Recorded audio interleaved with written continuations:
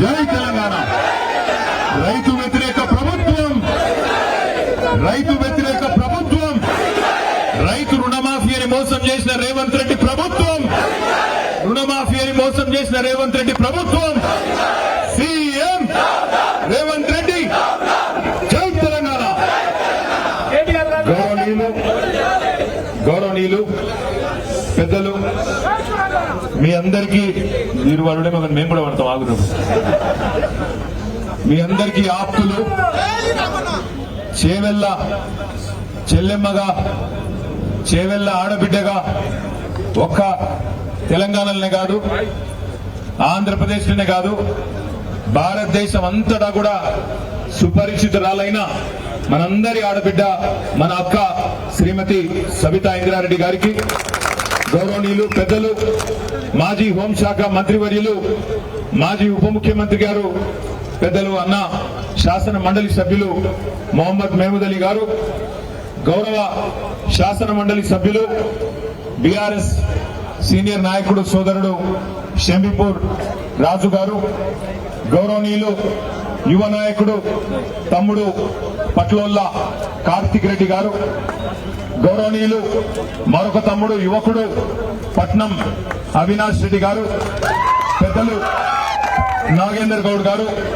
సోదరి స్వప్న గారు, పెద్దలు అన్న కొంపల్లి అనంతరెడ్డి గారు, గౌరవనీయులు సోదరులు బాలరాజన్న గారు, ఇంకా కృష్ణారెడ్డి గారు మన డీసీఎంఎస్ చైర్మన్ గారు, ఇంకా వేదిక పైన ఆసీనులైన మా సీనియర్ నాయకులు మా అబ్దుల్ ముఖీ చంద్ర గారు, ఇంకా రాజేంద్ర నగర్ నుంచి విచ్చేసిన మా తమ్ముళ్ళు, చేవెళ్ల నియోజకవర్గంలోని అన్ని మండలాల బీఆర్ఎస్ పార్టీ అధ్యక్షులు, గౌరవనీయులైన ప్రజాప్రతినిధులు, ఈరోజు ఈ రైతు ధర్నా కార్యక్రమంలో పాలుపంచుకుంటున్న రైతన్నలకు, మా ఆడబిడ్డలకు, అన్నాదమ్ముళ్లకు, పత్రికా మిత్రులకు అందరికీ పేరు పేరున హృదయపూర్వకంగా నమస్కారం. ఒక 3 రోజుల కిందట శంషాబాద్ మండలం నర్కోడ, శంషాబాద్ మండలమా షాబాద్ మండలం అన్నారు, ఒక పెళ్లి ఉంటే నేను ఆ పెళ్లికి పోయింటి. మన లీడరు మాజీ ఎంపీ మన్న శ్రీనివాసరెడ్డి గారి సోదరుడి కొడుకు పెళ్లి ఉంటే పోయింటి. నేను పోయేటప్పుడు ఆయనతో ఆడ జర ఫోన్ బంద్ చేయరాబాయ్ వెళ్ళింది. పోయేటప్పుడు ఆయన కారు ఆ ట్రాఫిక్ జామ్, రోడ్డు చిన్నగా ఉన్నది, ఆ రోడ్డు 100 బండ్లు అయిపోయినాయి, ట్రాఫిక్ జామ్ లో ఇరుక్కపోయినాం.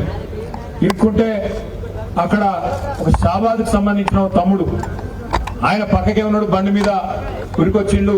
అన్నా బాగున్నారా అని పరిచయం చేసుకుని పలకరించిండు. బాగున్న తమ్మి మీరెట్లున్నారు అన్న. ఒక్కటే మాట అన్నాడు, అన్నా కేసీఆర్ పోయినాక మా షాబాద్కు కలవైంది, మా చేవెళ్ళకు కలవైంది.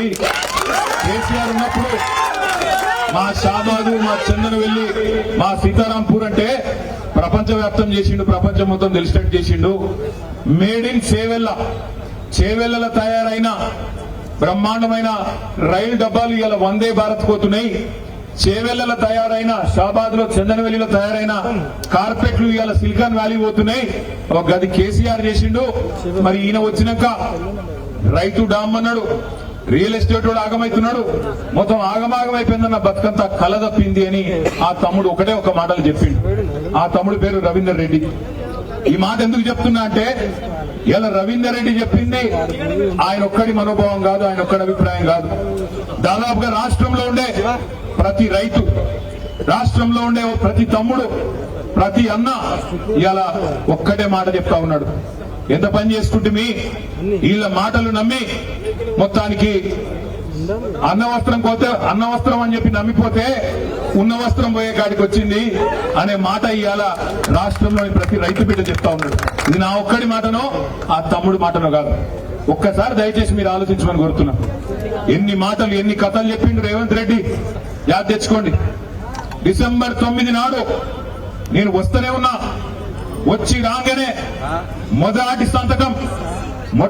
సంతకం సోనియా గాంధీ జన్మదినం నాడు ఒకటే సంతకం పెట్టి 2 లక్షల రుణం ఎత్తేస్తా.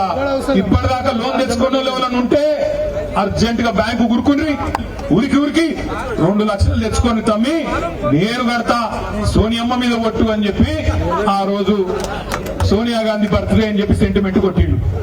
2 లక్షల రుణం అన్నాడు. సోనియమ్మ మీద ఒట్టన్నాడు. తర్వాత డిసెంబర్ 9 నాడు సావు కబురు చల్లగా చెప్పిండు. ఇది అయ్యేటట్టు లేదు, నేను సెక్రటేరియట్కి వచ్చినా ఇక్కడ లంకె బిందెలు ఉంటాయనుకున్నా, లంకె బిందెలు లేవు, ఖాళీ కుండలే ఉన్నాయి అని మాట్లాడిండు. నాకు తెలియక అడుగుతా, మీరు చేవెళ్ళు బాగా హుషారు, ముందే మీరు చెప్పాలి నాకు, లంకె బిందెల కోసం ఎవడు తిరుగుతాడే? ఎవరు అర్ధరాత్రి గడ్డపారలు పట్టుకొని తటపారలు కప్పుకొని నెత్తి మీద తువాలు చుట్టుకొని ఎవడు తెలియని దొంగ రాత్రి ఎవడు తిరుగుతాడో లంక బిందెల కోసం?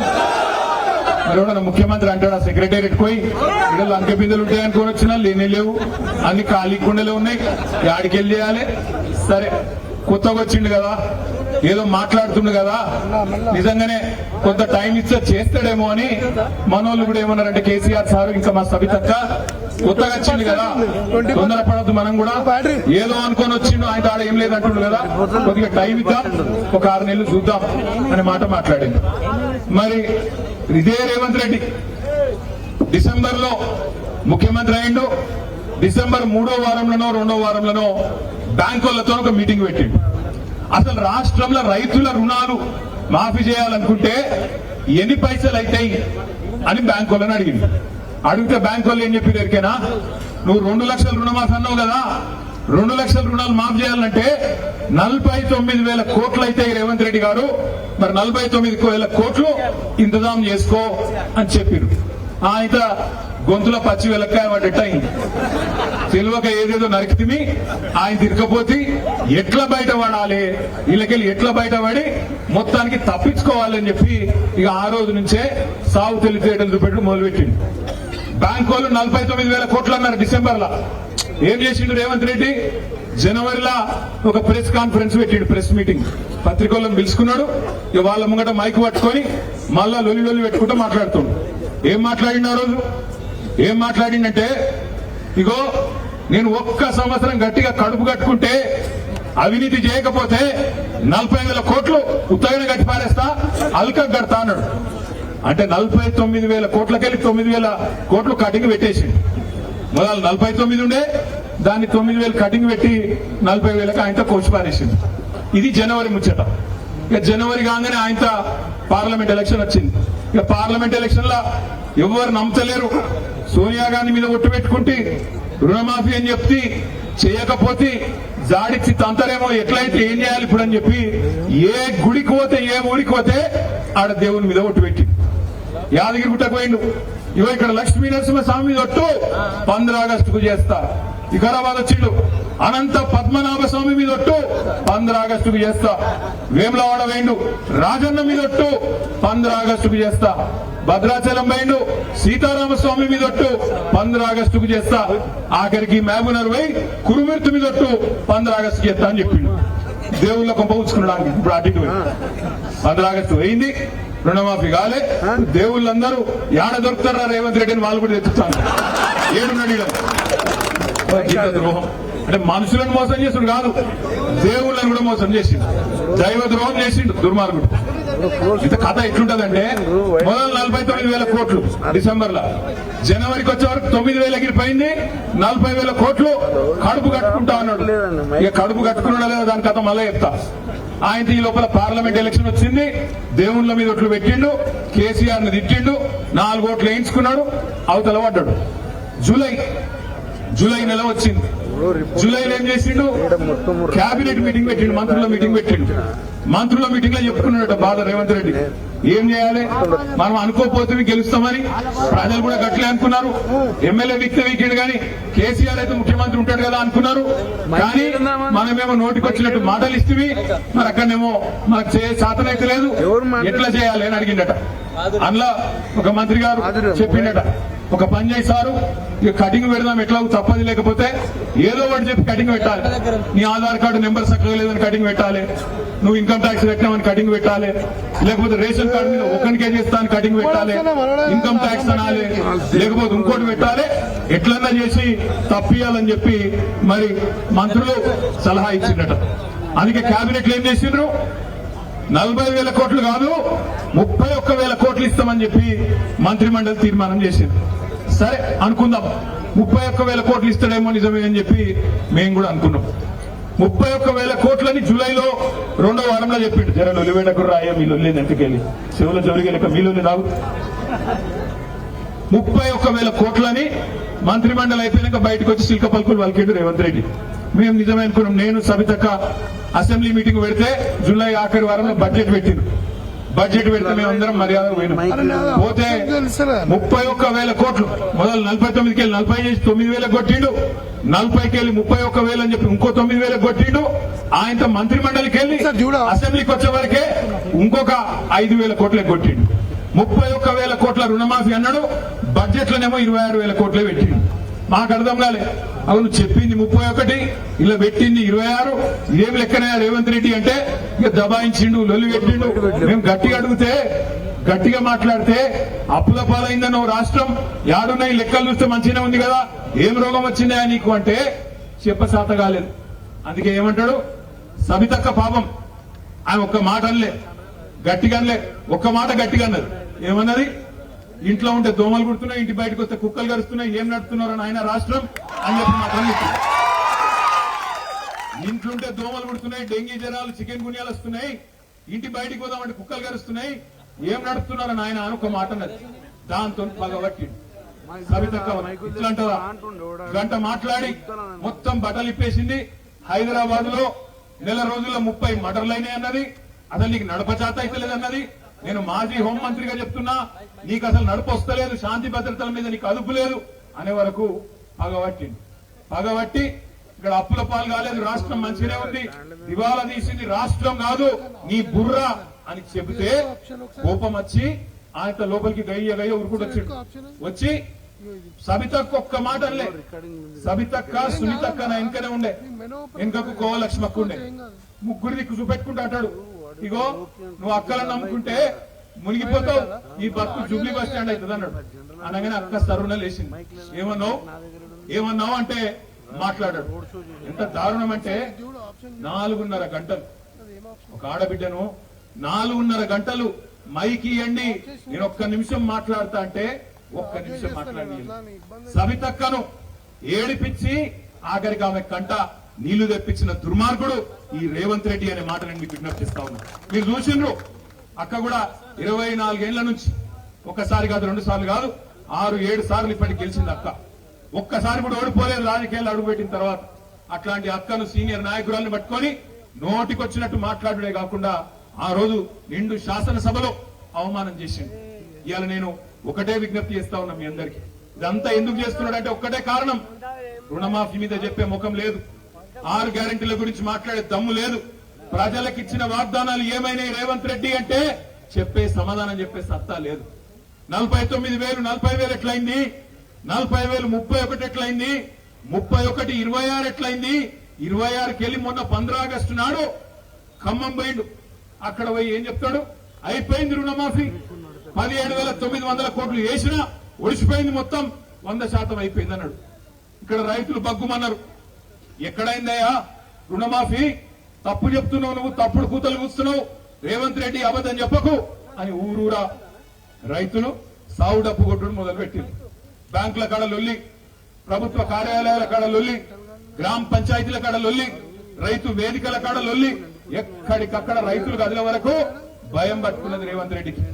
నేను సవాల్ చేసిన, రేవంత్ రెడ్డి నువ్వు చెప్పిన మాట వాస్తవం అయితే, నీ మాటల్లో నిజం ఉంటే, నీ ఊరు సొంత ఊరు కొండారెడ్డిపల్లె, వంగూరు మండలం అచ్చంపేట నియోజకవర్గం కొండారెడ్డిపల్లె, దమ్ముంటే నువ్వు నేను పోదాం కొండారెడ్డిపల్లె, సెక్యూరిటీ వద్దు, అధికారులు వద్దు, ఎవ్వడొద్దు, ఒకటే కారులో పోదాం, మనం పోయి ప్రజల కాడ కూర్చుందాం, రైతుల కాడ కూర్చుందాం, నీ ఊళ్ళే నీ సొంత ఊళ్ళే రైతుల కింద 100% రుణమాఫీ అయిందని చెప్తే నా రాజీనామా అక్కడనే వాడేసి అక్కడికే పీక్తా అని చెప్పి సమాధానం రాదు. నేను ఇంకొక మాట కూడా అన్నా, సరే కొండారెడ్డిపల్లె పోయేందుకు నీకు ముఖం లేకపోతే కొడంగల్ పోదాంపా, కొడంగల్ పోదాం, కోసిగి పోదామా, దౌలతాబాద్ పోదామా, బొమ్మరాజ్పేట పోదామా, ఇంకేడికి పోదామా చెప్పు, గుండమల్ పోదామా, యాడిపోదామా చెప్పు, ఆ మండలం పోయి కూర్చుందాం. ఎంత అయింది రుణమాఫీ, ఎక్కడన్నా ఒక్క ఊళ్ళో ఒక్క మండలంలో 100% అయిందని నువ్వు చెప్తున్న మాట నిజమైతే నేను రాజకీయ సన్యాసం తీసుకుంటా అని చెప్పి కూడా రేవంత్ రెడ్డి గారిని అడిగిన. సమాధానం లేదు, స్పందన రాదు. ఎందుకంటే పచ్చి దగాబాద్ ముచ్చటాన్ని ఆయనకు కూడా తెలుసు. ఇక అన్నింటికన్నా హైలైట్ ఏంటంటే 49,000 కోట్లకెళ్ళి మొత్తానికి 17,700 కోట్లకు కట్ చేసుకుంటా కోసుకుంటా తీసుకొచ్చారు. మేమందరం ఏమనుకున్నాం, 17,000 కోట్లు నిజంగానే పడ్డాయేమో అకౌంట్లో అని మేము అనుకున్నాం.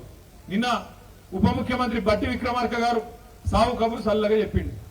ఆ బ్యాంక్ వాళ్ళ మీటింగ్ పెట్టిండు. మళ్ళా అందులో ఉపన్యాసాలు చెప్తుండు ఇంగ్లీష్ లా. ఎవరు? బట్టి విక్రమార్క గారు.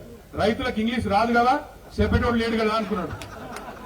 వచ్చిన వాళ్ళకి చదువుకున్న వాళ్ళు ఉన్నా కదా కొంతమంది. ఏం చెప్తాను ఎరికేనా?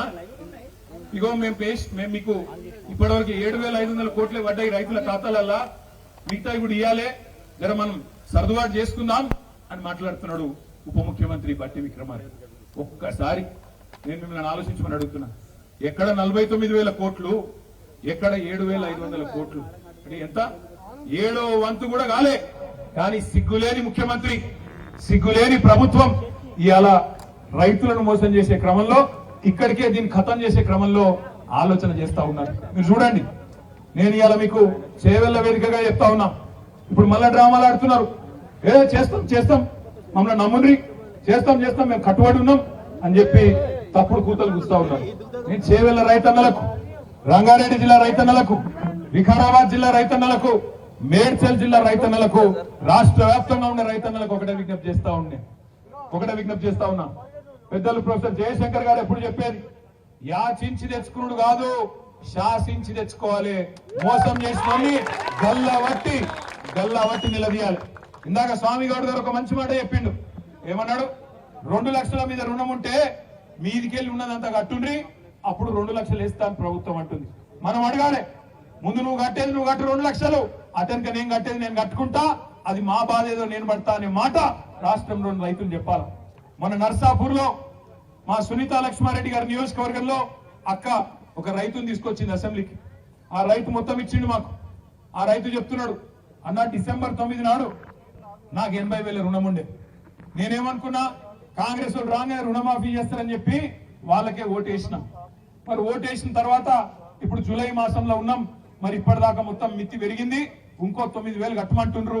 నా తప్పు కాదు కదా, నేనెందుకు కట్టాలి మిత్తి? 9 నెలల మిత్తి నేనెందుకు కడతా? ప్రభుత్వం కట్టాలి కదా, మీరు మా తరపున అడగాలి కదా అనే మాట రైతన్న అడుగుతా ఉన్నాడు. నేను రాష్ట్రంలో రైతన్నలందరికీ విజ్ఞప్తి చేస్తా ఉన్నా, డిసెంబర్ 9 అని చెప్పమన్నది మనం కాదు, అడిగింది మీరు కాదు. చెప్పింది రేవంత్ రెడ్డి, చెప్పింది రాహుల్ గాంధీ, చెప్పి మాట తప్పింది వాళ్ళు. 9 నెలలు మోసం చేస్తున్నది వాళ్ళు.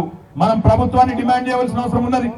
2 లక్షల వరకు ఎలాంటి కొర్రీలు లేకుండా, ఎలాంటి ఆంక్షలు లేకుండా, ఎలాంటి షరతులు లేకుండా, ఎలాంటి కట్టింగులు లేకుండా, ఎటువంటి డ్రామాలు లేకుండా మీరు 2 లక్షల వరకు రుణమాఫీ చేయవలసిందే, మిత్తి కూడా మీరే కట్టవలసిందే అనే మాట రాష్ట్ర రైతులందరికీ కూడా నేను విజ్ఞప్తి చేస్తా ఉన్నాను.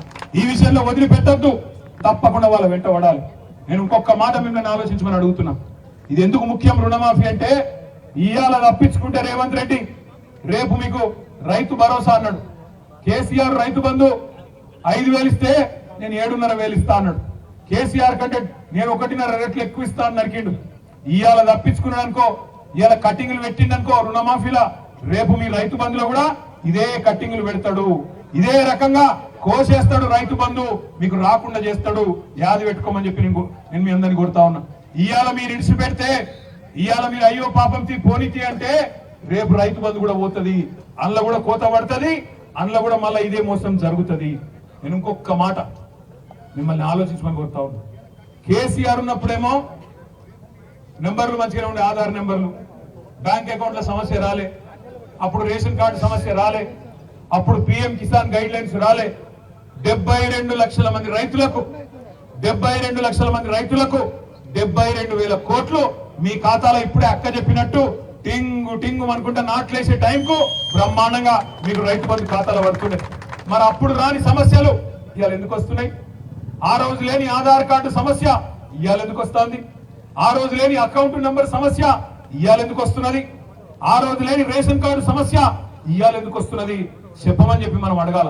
ఇవాళ అధికారులు గాని, ప్రజాప్రతినిధులు గాని, నేను చూసిన ఇవాళ ఇక్కడికి వచ్చినప్పుడు చేవెళ్ళ ఎమ్మెల్యే గారు స్టేట్మెంట్ ఇచ్చిండు, రైతు రుణమాఫీ అయిపోతుంది, అధికారులు ఉన్నారు వాళ్ళకి చెప్పుకోవాలి.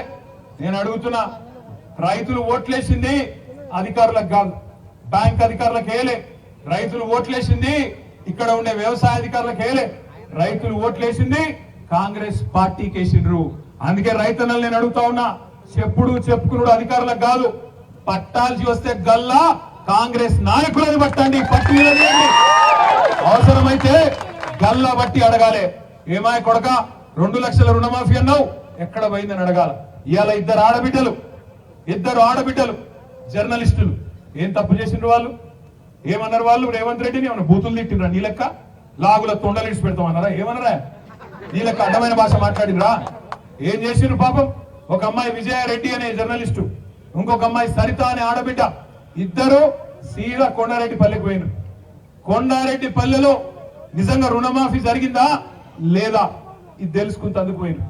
తెలుసుకుంటందుకు పోతే అక్కడ ఉండే కొంతమంది కాంగ్రెస్ గుండాలు వాళ్ళ మీద దాడి చేసి ఆడపిల్లలను కూడా చూడకుండా వాళ్ళను బురదలు నూకేసి వాళ్ళను కొట్టి ఇక రకరకాలుగా అసభ్యంగా ప్రవర్తించి కొండారెడ్డి పల్లెలో ఇద్దరు ఆడబిడ్డలకు అవమానం చేసిండు. నేను అందుకే అడుగుతా ఉన్నా, ముఖ్యమంత్రి నీకు నిజంగా చిత్తశుద్ధి ఉంటే రేవంత్ రెడ్డి ఎందుకు భయపడుతున్నావు? విలేకరులు వాస్తవాలు బయట పెడితే ఎందుకు భయం అవుతున్నది? రుణమాఫీ చేసిన మాట వాస్తవమే అయితే, రుణమాఫీ నువ్వు 100% చేసిన ముచ్చట నిజమైతే ఎందుకు కొండారెడ్డి పల్లెలో నీ ఇంటి ముంగట, నువ్వు పుట్టిన ఇంటి ముంగట ఇద్దరు ఆడబిడ్డలను అవమానం చేసినావని చెప్పి నేను అడుగుతా ఉన్నా. నేను అందుకే సబితక్క చెప్పిన దాంతో పూర్తిగా ఏకీభవిస్తా ఉన్నా. మనందరం రేపటి నుంచి చేయవలసింది ఒకటే, ఇడిచిపెట్టొద్దు. మనం వెంట పడవలసింది వ్యవసాయ అధికారులు కాదు, రెవెన్యూ అధికారులు కాదు, బ్యాంక్ అధికారులు కాదు. వాళ్ళతో మనకు పంచాయతీ లేదు. మీ ఊళ్ళో ఉండే కాంగ్రెస్ లీడర్ ఎవడైతే ఉంటాడో వాడిని పట్టుకోండి. ఏమాయ కొడక ఎక్కడ పోయింది నీ రుణమాఫీ అడగండి. ఇక్కడ పార్టీ మారిన ఎమ్మెల్యే ఉన్నాడు, ఆయనను అడగండి. ఏం చూసిపోయినావు, ఎందుకు పోయినావు, ఏం తీసుకొని పోయినావు, రుణమాఫీ చేసినాక మాట్లాడని చెప్పి ఎమ్మెల్యేని అడగండి. ఓట్లు ఎవరికి వేసినామో గవాళ్ళని అడగాలి, గవాళ్ళని నిలదీయాలి. అంతేగాని అధికారుల చుట్టూ తిరుగుండ్రి, వీళ్ళ కాడికి వనరి, వాళ్ళ కాడికి వనరి, మనకేం కలిసి వాళ్ళ కాడికి పోయేది. మనం పోవలసింది మనం ఓట్లు వేసిన ప్రజాప్రతినిధి కాడికి పోవాలి, నిలదీయాలి, అడగాలి, గట్టిగా చెప్పాలి. అక్కడ తప్పన బీఆర్ఎస్ ఎమ్మెల్యే ఉన్నారనుకో, తప్పకుండా వాళ్ళకు పోయి దరఖాస్తు తీయండి. మా తరఫున ప్రభుత్వానికి చెప్పండి, మా తరఫున ప్రభుత్వాన్ని నిలదీయండి, మా తరఫున ప్రభుత్వాన్ని మీరు గల్లాబట్టి అడగండి అని చెప్పి తప్పకుండా నిలదీయండి. నేను మీ అందరితో ప్రార్థించేది ఒకటే, ఇయాలడిది మొదటి అడుగు మాత్రమే. రుణమాఫీ జరిగేదాకా ప్రతి ఊళ్ళే చేవెళ్ళు ఒకటే కాదు, రాష్ట్ర వ్యాప్తంగా రుణమాఫీ జరిగేదాకా 2 లక్షల రూపాయలు మీరు ఏదైతే మాట ఇచ్చిండ్రో, కండిషన్లు లేకుండా, కొర్రీలు లేకుండా, కోతలు లేకుండా, కట్టింగ్లు లేకుండా రైతులందరికీ రుణమాఫీ చేసేదాకా మీ వెంట పడతాం, మిమ్మల్ని తప్పకుండా వదిలిపెట్టమనే మాట రేవంత్ రెడ్డిని కాంగ్రెస్ నాయకులందరినీ నేను హెచ్చరిస్తా ఉన్నా. మాటలు చెప్పిన తలక కాదు ప్రభుత్వం నడుపుడు అంటే. అధికారంలో లేనప్పుడు ఏం మాట్లాడిండు రేవంత్ రెడ్డి? చెట్టుకు గట్టేసి కొట్టుండ్రి, ఎక్కువ మాట్లాడితే లాగుల తొండలిసి పెడతా, గుడ్లు వీకి గోటీలాడతా. రేవంత్ రెడ్డి నేను నీకు చెప్తున్నా, నువ్వు గిన రుణమాఫీ చేయకపోతే ఖచ్చితంగా నీకు జరుగుతాయి నువ్వు చెప్పిన కార్యక్రమాలు.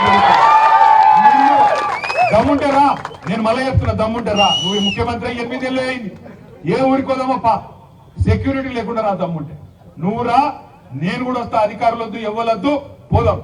ఏ ఊళ్ళోనైనా రైతులు నువ్వు బాగా చేస్తున్నావు, బాగా నడుపుతున్నావు, అన్ని చేస్తున్నావు, టైంకు విత్తనాలు ఇస్తున్నావు, టైంకు యూరియా వస్తున్నది, మద్దతు ధర వస్తున్నది, బోనస్ వస్తున్నది, మాకు నువ్వు చెప్పిన రుణమాఫీ అయ్యింది, రైతు బంధు పడుతున్నది అని ఏ ఒక్క ఊళ్ళోనైనా చెప్పరా? ఊళ్ళలోనే తెలుసుకుందాం. నేను మీ అందరినీ ప్రార్థించేది ఒకటే, ఇక్కడికి వచ్చేటప్పుడు మా తమ్ముడు కార్తీక్ చెప్తా ఉన్నాడు, అన్న పాత రంగారెడ్డి జిల్లా మొత్తం రైతన్నలు చాలా మంది, కొంతమంది వ్యవసాయం చేసుకుంటూ ఉన్నారు ఊళ్ళల్లో, కొంతమంది పాపం ఇది వరకు రియల్ ఎస్టేట్ కూడా చేసుకుంటూ ఉండే, వాళ్ళ పరిస్థితి కూడా ఆగమైపోయిందన్న, వాళ్ళ గురించి కూడా మాట్లాడని చెప్పిండు. నేను మా రంగారెడ్డి జిల్లాలో ఉండే రైతన్నలందరినీ ఒక్కసారి ఆలోచించమని కోరుతా ఉన్నా. కేసీఆర్ ఉన్నప్పుడు ఎట్లుండే, ఇవాళ ఎట్లయింది ఒక్కసారి ఆలోచన చేయండి. ఏ రకంగా ఇవాళ రేవంత్ రెడ్డి ప్రభుత్వం వచ్చినాక ఈ కరెంటు కోతలు, మంచినీళ్లు లేక, అదే విధంగా సాగునీరు లేక ఇలా పరిశ్రమలు ఉన్నాయి పోతుంటే, ఏ రకంగా రేపటి రోజున పెట్టుబడులు ఇక్కడి నుంచి తరలిపోతుంటే మన భూములకు ధరలు వస్తాయి, ఆలోచన చేయండి. ఉన్న ప్రాజెక్టులు రద్దు చేస్తాడు, ఫార్మాసిటీ రద్దు, ఎయిర్పోర్ట్ కు పోయే మెట్రో రద్దు. ఇక మన అట్లాంటప్పుడు రంగారెడ్డి జిల్లా డెవలప్మెంట్ ఎట్లయితుంది మనం ఆలోచన చేయాలి. అందుకే కేసీఆర్ గారి ప్రభుత్వం పోయిన తర్వాత మేము ఇవాళ రైతులుగా బాధపడుతున్నామనే రైతన్నలందరికీ రాష్ట్రంలో ఉన్న వాళ్లకు నేను చేసే విజ్ఞప్తి ఒకటే, మీ తరఫున కొట్లాడడానికి బీఆర్ఎస్ ఉన్నది. బీఆర్ఎస్ అంటే భారత రాష్ట్ర సమితి మాత్రమే కాదు, బీఆర్ఎస్ అంటే భారత రైతు సమితి కూడా. తప్పకుండా రైతుల పక్షాన కొట్లాడతాం, వదిలిపెట్టాం. అక్క ఇప్పుడే ఒక మంచి మాట చెప్పింది నాకు. అక్క ఏమన్నదంటే, ఈ పోరాటం ఇక్కడితో ఆపొద్దండి, రుణమాఫీని ముంగడు తీసుకుపోవాలి, రుణమాఫీ అయ్యేదాకా మనం వెంటబడాలి, ఊరికి పోవాలి, ప్రతి నియోజకవర్గానికి పోవాలని చెప్పింది. ఒక్క రుణమాఫీ కాదు, నెక్స్ట్ 6 గ్యారంటీలు ఎంబడ పడతాం, అతనికి నీ డిక్లరేషన్ ఎంబడ కూడా పడతాం. సేవలకు వచ్చి నువ్వు చెప్పినావు, ఎస్సీ డిక్లరేషన్ అన్నావు. కేసీఆర్ దళిత బంధు 10 లక్షలు ఇస్తే నేను 12 లక్షలు ఇస్తా అని నరికినావు, వదిలిపెట్టాం. బీసీ డిక్లరేషన్ కామారెడ్డికి పోయినావు, 42% రిజర్వేషన్ ఇస్తా బీసీలకు అన్నావు, అది కూడా వదిలిపెట్టాం. అదే విధంగా రైతు డిక్లరేషన్ అన్నావు, చాలా కథలు చెప్పినావు, ఏది వదిలిపెట్టాం. మహిళా డిక్లరేషన్ వదిలిపెట్టాం, విద్యార్థి డిక్లరేషన్ వదిలిపెట్టాం, యువతకి ఇచ్చిన డిక్లరేషన్ వదిలిపెట్టాం, మైనారిటీలకు ఇచ్చిన మాటను నిన్ను మాట తప్పితే ఏం చేయాలో చేస్తాం. ఇది కేవలం ఆరంభం మాత్రమే, మొదటి అడుగు మాత్రమే. భవిష్యత్తులో మరింత ఉధృతంగా పనిచేద్దాం. మీ అందరితో నేను కోరేది ఒకటే, మీరు దయచేసి మనం ఎవరికి కొట్టేది లేదు, రేవంత్ రెడ్డి లెక్క బూతులు మాట్లాడేది లేదు, చెడ్డ మాటలు మాట్లాడే అవసరం అసలుకే లేదు. ప్రజాస్వామ్యబద్ధంగా చాలా పద్ధతిగా ఏ ఊరికి ఆ ఊరు ఒక్కటైదాం. కాంగ్రెస్ వాళ్ళ మోసాన్ని, వాళ్ళు ఇచ్చిన 420 హామీలను ప్రజల ముంగట పెడదాం. ఇలా ఏమైంది, ఏం కాలేదు ఆలోచించమని కోరుదాం.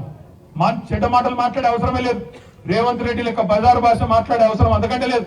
కేవలం ఆ ఊళ్ళో ఉండే కాంగ్రెస్ వాళ్ళను ప్రజల ముంగట నిలబెట్టి గిన్ని మాటలు చెప్పారు. మీరు కేసీఆర్ 2000 పింఛన్ ఇస్తే మీరు 4000 అన్నారు, ఏమాయి 4000 పింఛన్. కేసీఆర్ ₹1,00,000 ఇస్తే పెళ్లికి తులం బంగారం అన్నారు, ఏమాయ తులం బంగారం. ఈ మాటలు అడిగి కాంగ్రెస్ వాళ్ళని వాళ్ళ ముంగట ఎండగడితే చాలు. కానీ అన్నిటికన్నా ముఖ్యంగా రాష్ట్రంలో ఉండే 70 లక్షల మంది రైతుల తరఫున ముమ్మాటికి బీఆర్ఎస్ పార్టీ మీకు రుణమాఫీ జరిగేదాకా, ఈ ప్రభుత్వం మెడలు వంచేదాకా ఈ ప్రభుత్వాన్ని వెంటాడుతూనే ఉంటది. మీ ఆశీర్వాదంతో, మీ దయతో, మీ యొక్క ప్రోత్సాహంతో, మీ ప్రేమతో ముందుకు పోతామని చెప్పి కూడా తెలియజేస్తూ, ఈ ముఖ్యమంత్రి, ఈ ప్రభుత్వం ఖచ్చితంగా వాళ్ళు ఇచ్చిన మాట ప్రకారం 2 లక్షల రుణమాఫీ చేయాలని చెప్పి మళ్ళొక్కసారి చేవెళ్ల వేదికగా విజ్ఞప్తి చేస్తూ, రైతు వ్యతిరేక ప్రభుత్వం గట్టిగా అన్ని పిడికిలు లేవాల, రైతు వ్యతిరేక ప్రభుత్వం, సీఎం కాంగ్రెస్ రైతు వ్యతిరేక ప్రభుత్వం 2 లక్షల రుణమాఫీ వెంటనే పూర్తి చేయాలి. 2 లక్షల రుణమాఫీ వెంటనే, 2 లక్షల రుణమాఫీ వెంటనే. జై తెలంగాణ. సైడ్ జరుగురేనా, సైడ్ జరుగురి. ఈ కార్తాల వ్యవస్థ